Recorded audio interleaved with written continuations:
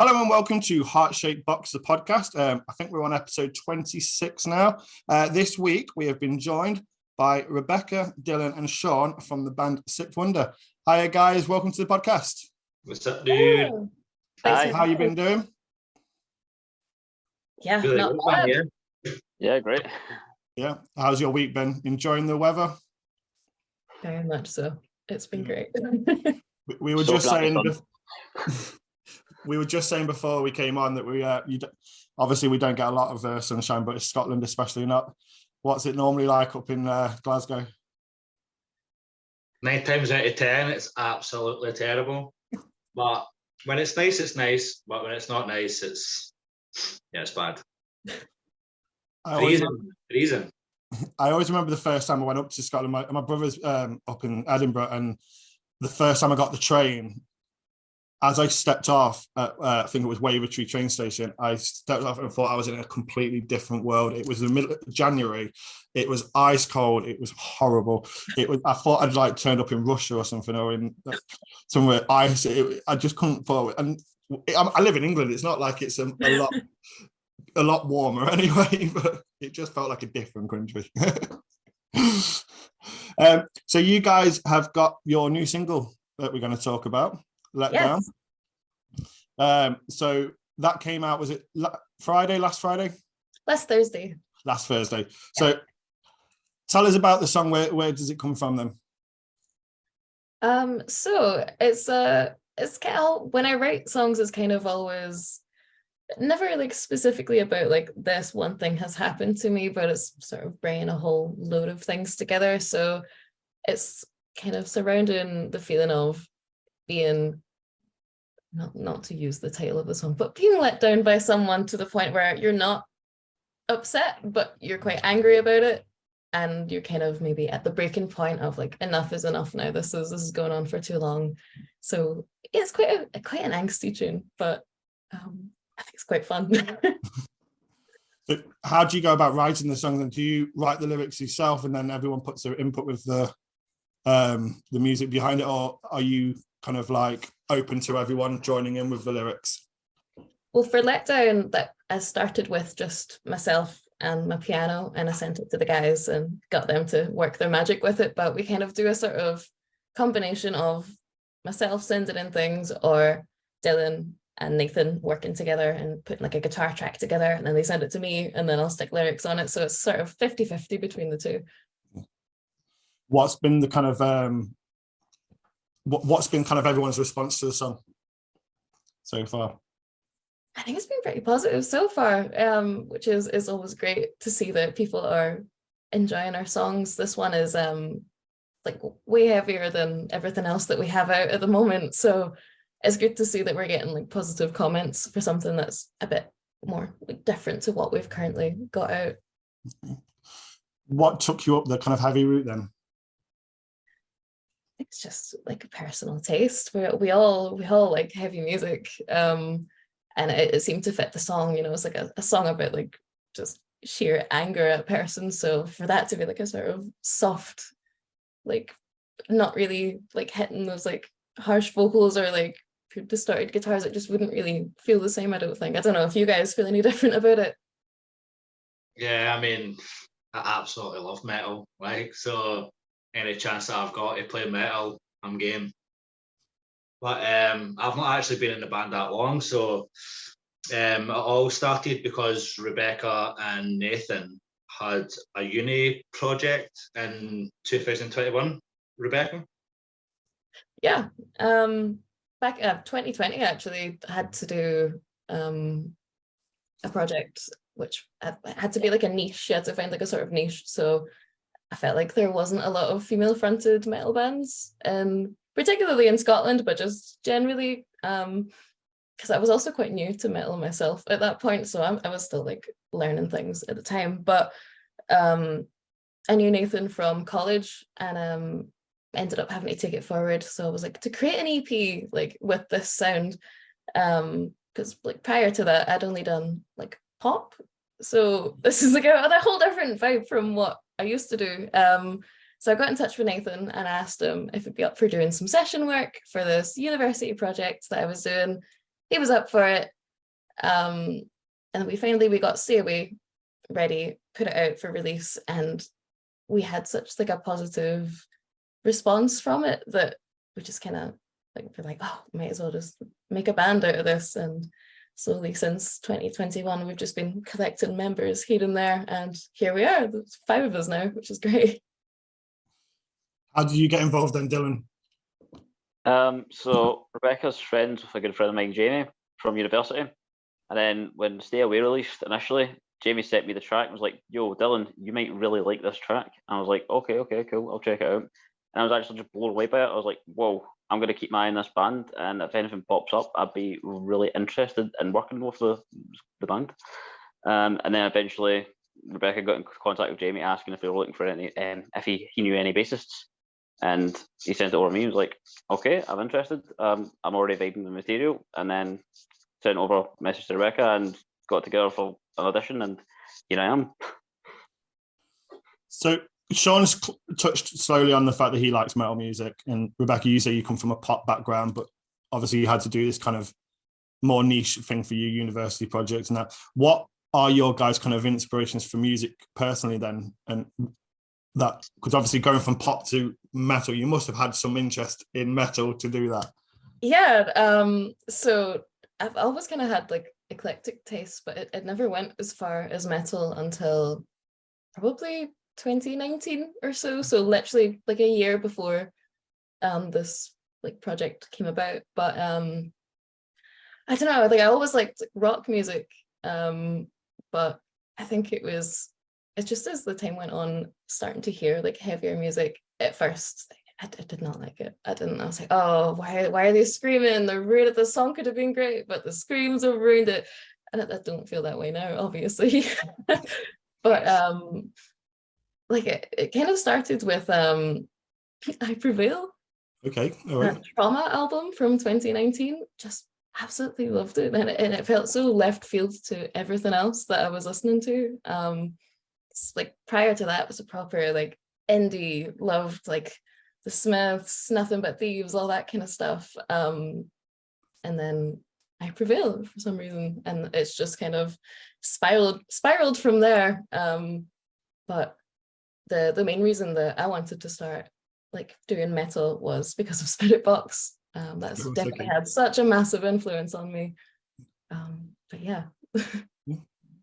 So Dylan, what about yourself? What's your kind of musical inspirations and got you into kind of like the metal side of music? So since I was like 3 years old, I got into Wheatus's Teenage Dirtbag. That set me on the path of like learning guitar because I loved that song. Then eventually I moved on to just watching music channels religiously, watching the likes of Linkin Park, which were an early big inspiration and shaped my musical taste largely. So I got into like hip hop and heavy metal. I went down the path of just listening to Slipknot from like the age of like 6, 7, Linkin Park. Eventually moved on to like technical bands like Trivium and Avenged Sevenfold. And then both also diversifying my interest in other genres like rap, country, electronic music. I like everything, to be honest. I like mess about writing different styles and that. But yeah, it's just metal is the one thing that always calls to me. Just like how the music's arranged and how it just sounds with all the like heavy guitars and intricate parts. And that's what my main draw to that genre and why I love playing metal music, because I just enjoy playing that kind of style. Okay. And Sean, what about yourself? So the main bands that got me was all the obvious ones, you know, like Linkin Park and Korn and stuff like that. But I started playing drums. I think I heard I heard Slipknot's first album when I was like 12, and I was like, "What the fuck is this?" Like pure masks. I was like, "This is absolutely amazing," and that kind of just spurred on like my like. I want to be in like a heavy band. You know what I mean? Like just for like the drums alone, like rock and roll and stuff like that. Like it's fun and like hip hop and stuff. Like I've done some hip hop stuff, but when it comes to like excitement and like sheer joy, the drums for metal are just, that's where I'm at. It just hits that sweet spot. You know what I mean? I like it. So Rebecca, how did you train your voice then to kind of go from that kind of pop background then to what we hear in the obviously the new track Let Down? So it's actually my boyfriend's been in metal bands since he was about 14. So it's actually not me that screams on Stay Away. Oh, right, okay. I got him to do that because I was like, oh, it feels like it would fit here. And when we put it out, the response right away, like nobody questioned that it wasn't me screaming. And obviously when we've decided that we're going to take it forward as a band, I was like, okay, well, people are going to be disappointed if they come and see us live and I don't do the screams. So I asked if he would teach me. So he's the one that taught me how to do it. So that's from about late 2021 onwards, I've been doing it. And it's just a sort of a case of working on it every day, just bit by bit, and it builds itself up. How's the kind of like damage control going as well with it? Because I spoke to a few scream singers who say like they come off with headaches and stuff like that off the stage. How are you finding that side of it? I actually did my whole dissertation on safe screaming, so okay. I've tried to research it as much as I can so I can be as safe with it, because at the end of the day, this is my instrument. Like, you can break a guitar string, you can replace that, but if I fuck up my throat, I'm just gonna have to wait that out. So the best way to do it is just learn it in the ways it's safest. If it hurts in your throat, you're doing it wrong. It all has to come from the diaphragm. So if I ever feel any pain when I'm doing it, just stop right away. Thankfully it doesn't happen too often. I think if you just kind of do it off guard, maybe it can feel a bit weird, but I think, yeah, it's just like looking into techniques of like how to safely, properly do it and just not injure yourself, because, you know, that's like your voice. If you ruin it that way, you're going to ruin like singing voice as well, speaking voice, like everything will go. So it is something that you have to be really careful with, but it is something that can be done really safely. It's also something that a lot of people don't realize takes a lot of talent to do as well, because, you know, I challenge anyone to try and sing for one line at that kind of tempo and not and do it perfectly, because I've tried it and I can't do it. So you talk about kind of like the new single being quite heavy compared to your last one. So you've got obviously your first track, Stay Away, in 2021. Yeah, and you've followed that with A Deal 2021 as well. And then earlier on this year, Saboteur as well, that came out. How do you feel that your sound has developed from Stay Away all the way through to Let Down? How do you feel you've developed as a band as well? I think just bringing in new members. Like for Stay Away and The Deal, it was just me and Nathan working together with the producer that we had at the time. So a lot of that was kind of molded between the three of us, versus Saboteur. Dylan was a part of that. The song was already written by that point, but just having a new member just kind of brings it to a new level. And then again, with Let Down, all of us were part of it at that. We have Jen who plays synth as well, so that has just kind of brought like a whole new level to everything. But I do genuinely think it's the people that are in the band, it's the people that make the band and make the sound. So it's just developed as we've gained these people. So your first two tracks, and you say it was just you and Nathan, was that everything done via electronically, or was it you had session kind of people come in to help you with the recording? Yeah, so everything was just done online, because it was obviously still in the midst of the pandemic as well. So it was a lot of just back and forth over Facebook, sending like ideas. But Nathan plays everything. He's insanely talented. He plays everything. So every instrument that is on like Stay Away and The Deal was all done by Nathan. So he covered that all. So Dylan and Sean, then you've come into this band and added your own input. Where do you feel that you've put your sound into it? Should we start with Sean? As of drums, I feel like I've added some more energy to the songs. Because Nathan obviously wrote most of the drums for The Deal and Stay Away, but I feel like because I've came in as like an experienced like guy. I've put like more energy like into the tunes. I've made the drums more interesting for like all the drum heads out there, and I just like to get it heavy hitting, which I think it is. So I feel pretty happy with my part that I've done. So yeah, man. Mm-hmm. And Dylan, obviously you were the next one in. So how did you feel with your input? For my input, obviously I try and follow Nathan's guitars as tight as I possibly can, whilst also trying to add an additional layer of melody in the low end, just to kind of like spice things up and make it more interesting that way. Sometimes me and Nathan are writing and we'll write riffs and that and bounce like ideas off each other, and just like because I'm a guitar player as well, so I can like write guitar parts. But yeah, I think just adding that additional bit of extra melody and flavour in the low end is that main input, as well as a bit of songwriting as well. Obviously, if you're a singer, it comes as naturally kind of thing. You sing progress while you sing along to songs and that. How do you first pick up a bass guitar and a set of drum kits? What was the first thing that got you involved in them two instruments? Looking to play in other bands, funnily enough. Like I see other bands are doing well, and like I like their music, and I'm like, oh, I'd really like to get involved in that.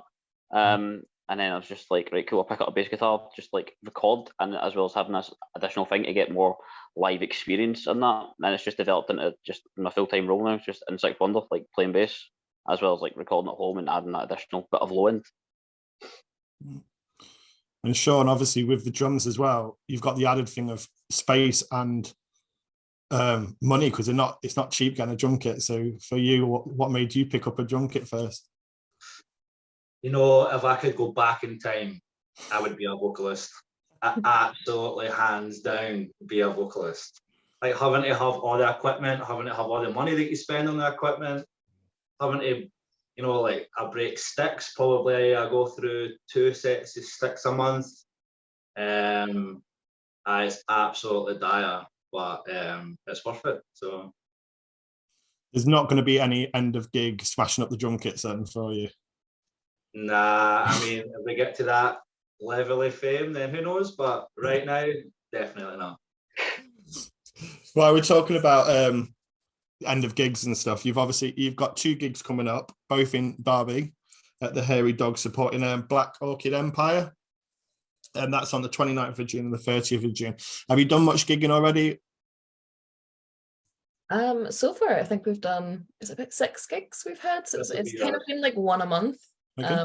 Which has been like good. We only started gigging in late January of this year. So it's been cool to see like how we're developing as we go. Like Sean was only in the band about 4 weeks when we had our first gig. So it's insane how like tight we've gotten since then. He still did so well at that first gig, but since then, like the progress we've made as a whole, it feels like night and day. Have the majority of gigs been in the Scotland area, or have they been like far afield as Derby? So far, just been Glasgow, Edinburgh at the moment, but we're always looking to expand further afield. So how did these come about then? Obviously, a nice support slot down in Derby. So that was actually on a podcast. When was that, Dylan? That was a few months ago. I don't know if that was before Sean joined the band or not. But yeah, we were on a podcast and our music had been submitted, and me and Rebecca were sitting joining in, listening to all the other bands that were on it. And one of the listeners actually liked our song so much that she offered us a slot to like play down in Derby. Nice. And we were just like, wow, wasn't expecting that. Didn't expect someone to like our music so much that they would offer us a gig in the spot like that after just being introduced. Yeah. So what's the plan with gigging then? Are you looking at touring after these, or? Ideally, yeah. That's always the kind of main goal, is to try and get like a nice little support slot on a tour would be amazing. So we're kind of aiming ourselves towards that for like end of the year or early next year. But at the moment we're picking up experience wherever we go and just kind of getting more gigs under our belt, so we do have like lots of like live experience as a whole. If the phone started ringing now and you could guarantee the person on the other end of that phone to offer you a support slot, which band would it be on the other end of that phone? Oof. I mean, it's easy for me. I think I would say Spirit Box, hands down. What about you, other guys? Yeah, Dylan. Mine would be Avenged Sevenfold, because that was like the main inspiration for like picking up a guitar, I think. Plus I've got a bloody little logo on my hand. Yeah, but it was like North Lane, Architects, Spirit Box. Game, I'm there. Is there anyone?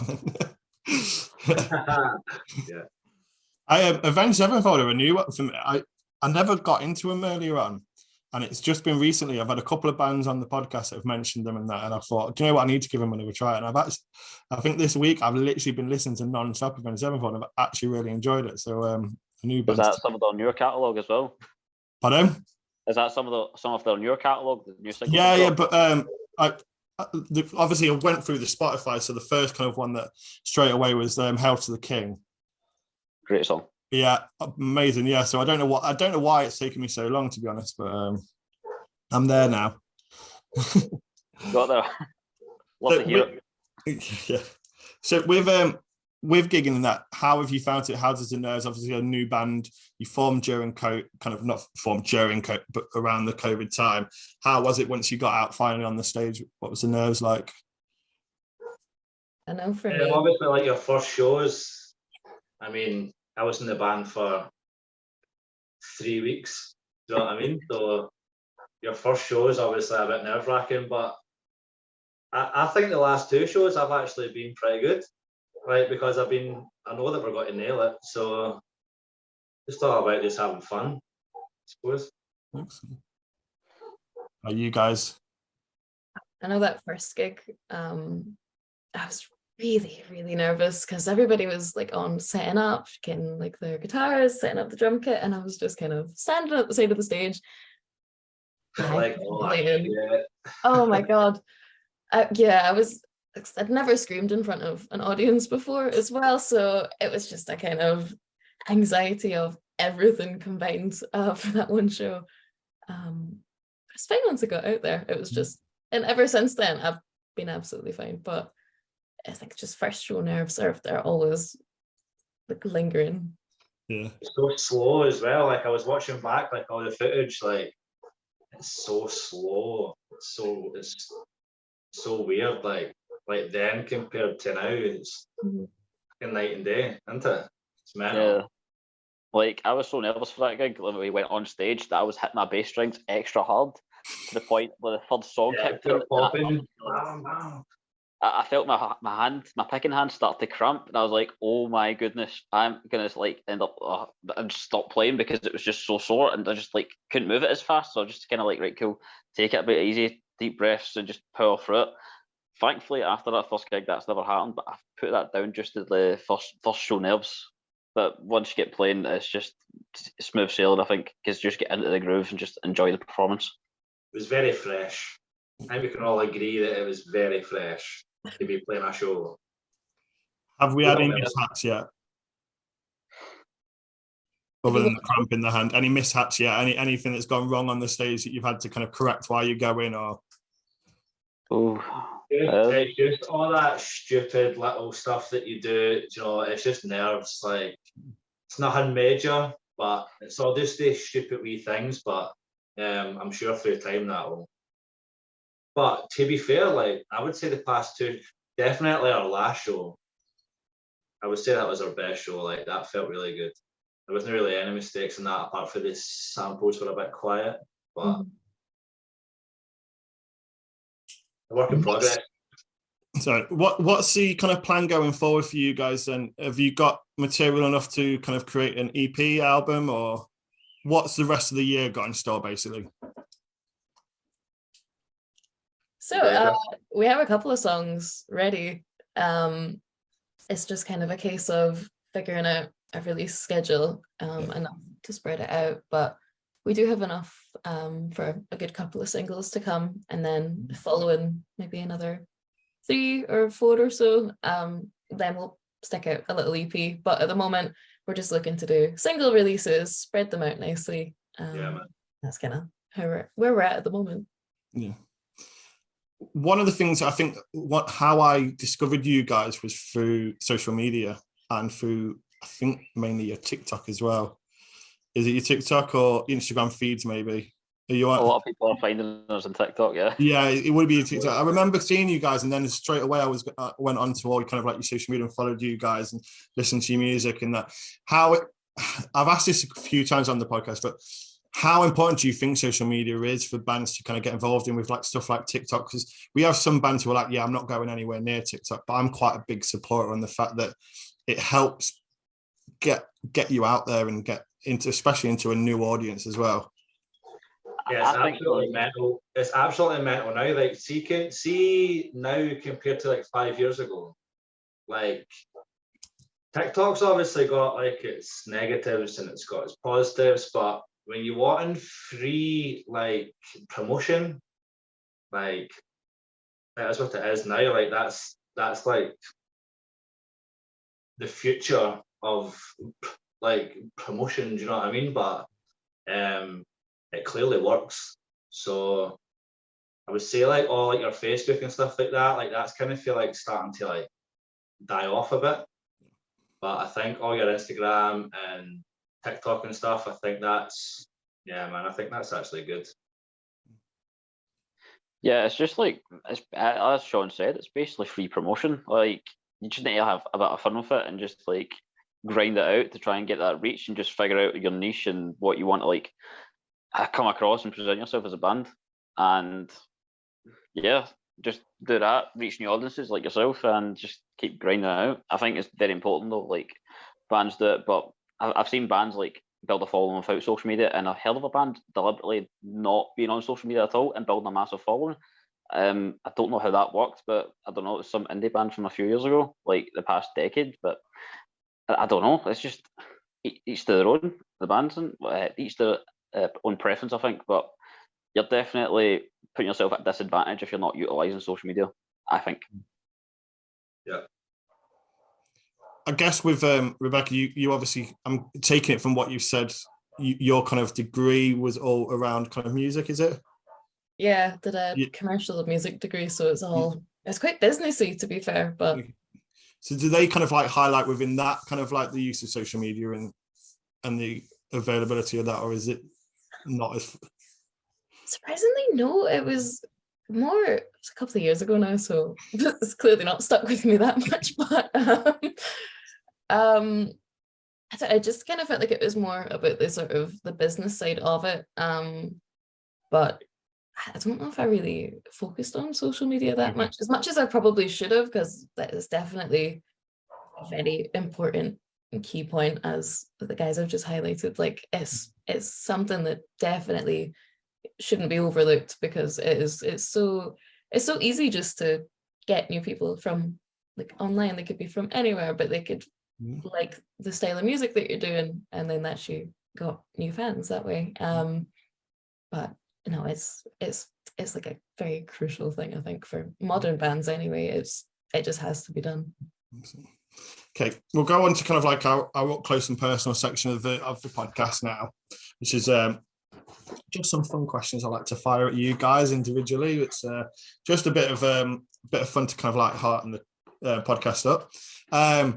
I'll start with a dead easy one. It's one of my favorites. It's one of the constants on here. But if you were to find yourself on death row, what would your death row dinner be? Domino's. I think I go basic. I think I'd just go for like a mac and cheese. I'll have a mac and cheese. Mac and cheese. Would you not have any sprinkles on it of any description then?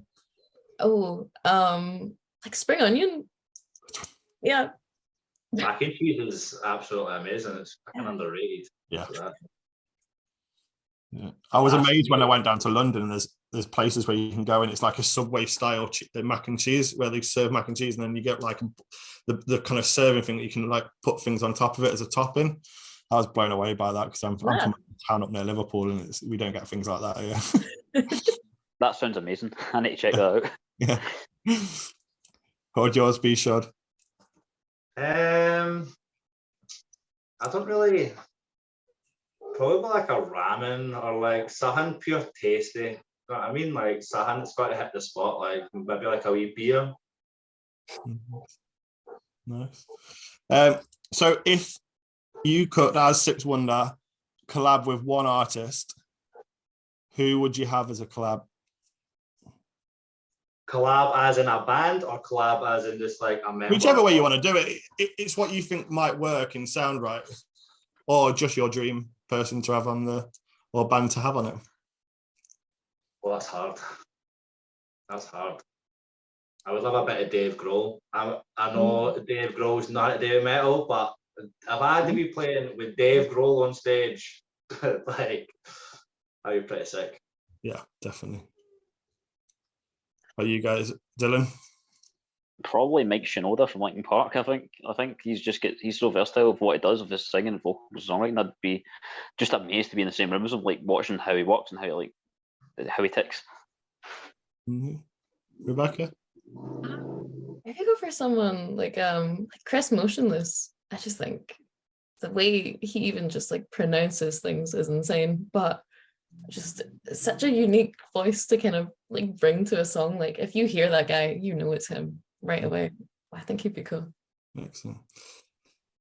What was the first album you brought or downloaded? And I want honesty as well. The first album that I downloaded or the first album that I bought? Well, I always say brought downloaded because obviously the first album I ever bought was actually Moby. Moby Play was the first album that I ever bought. Okay. Rebecca? I think it might have been the first Girls Aloud album. Yes. Whatever that was called, I think it was that, and I think it was my favorite for a very long time. Does it Sound to the Underground? Oh, it had that on it, yeah. Absolute classic. That's the only song I know by them. Not that I don't mind them, just they're not someone I've really paid attention to as a band. Yeah. About you, Dylan? Probably, I think it was the Killers' Hot Fuss. Like when somebody told me to come out, I was just absolutely obsessed with that song. So I ended up just getting the album and just having it on repeat for like 3 weeks straight. Like no joke, at like 4 or 5. I ended up completely not listening to that band for years after it because I was just so sick of it by the end of it. But like, you know, I was obsessed with that album. Again, another band that I've been listening to a little bit more of recently because someone at work said to me, and I don't know how true this is, so don't go quoting me on the back of this, but apparently they're named after a Smith song because they were obsessed with Morrissey, and it was something to do with Killers or something. And they have 3 murder ballads within their songs that they kind of say is a respect value to Morrissey, basically. So I don't know how true that is, but yeah. It just intrigued me when someone told me that. I like little music facts. Can you remember, and this is probably going to be more aimed at Rebecca, to be honest, but what your first ever demo tape was called? Oh, yeah.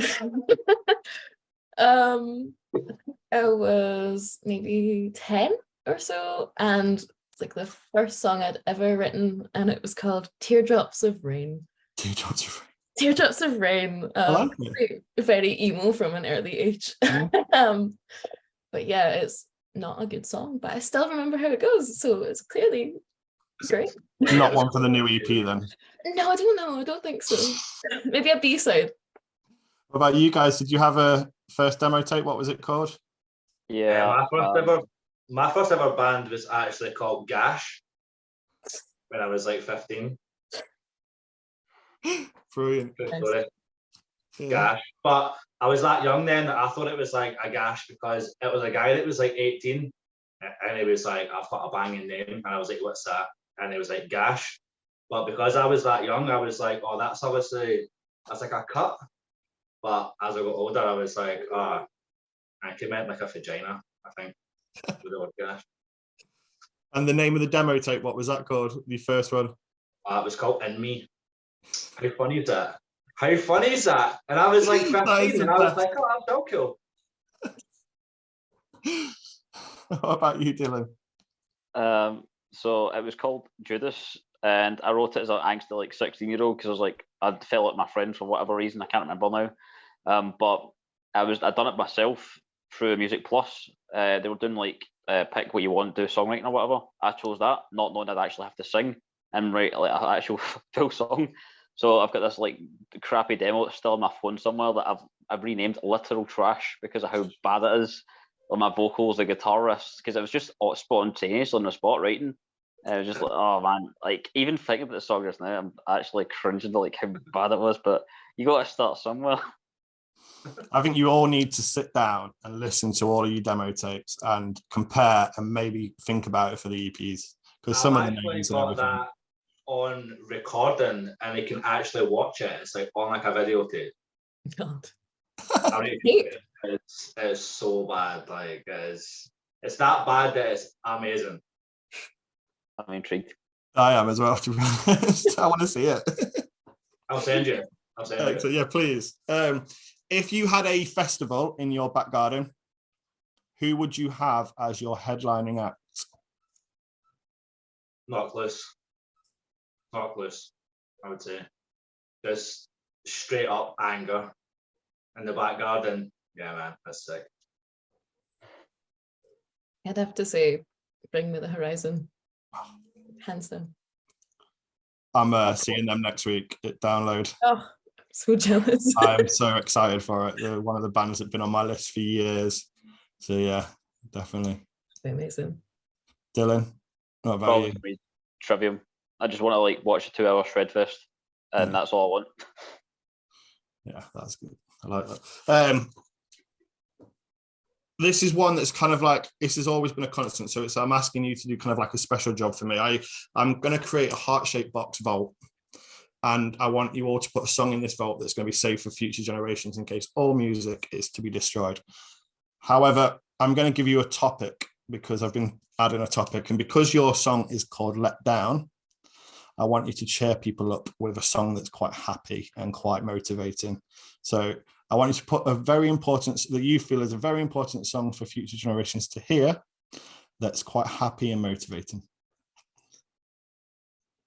I should have emailed this over to you first, and I so you could have thought about this one. Does it need to be metal or can it be? It can be anything you want. Honestly, we've had everything from the Welsh national anthem to John Lennon's Imagine. You could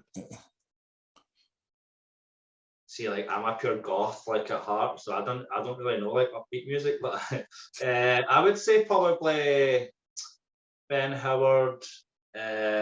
Keep Your Head Up. Okay. Yeah. Who wants to go next? God. I'll go. As soon as you said that, like the first thing popped in my head was Pharrell Williams Happy, and it just fits that like criteria so well. I like it. And I'm just gonna go with that. Oh God. Oh no. All the pressure now on you. I'm trying to rack my brain of like, I don't know, pop music. I don't know.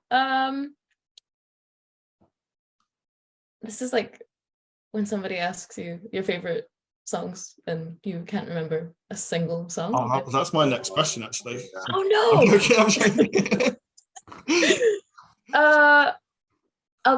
I'll stick with Bring Me the Horizon. I'll go for Follow You. I think that's a really nice one. Yeah, lovely. Last question.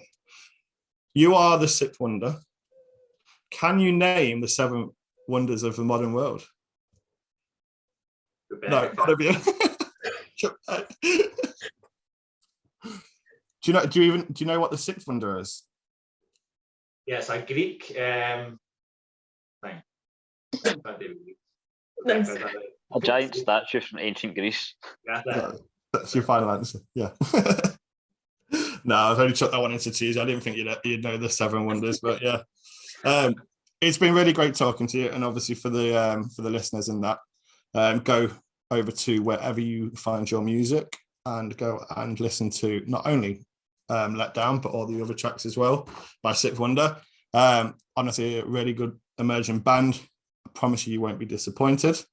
If you are in the Derby area at the end of June, or you want a weekend away, why not go down and treat yourself to a weekend away in Derby? I don't know why you'd want to go to Derby, but you've got. Sorry, I'm from Nottingham originally, so that's probably why my hatred towards Derby should explain that.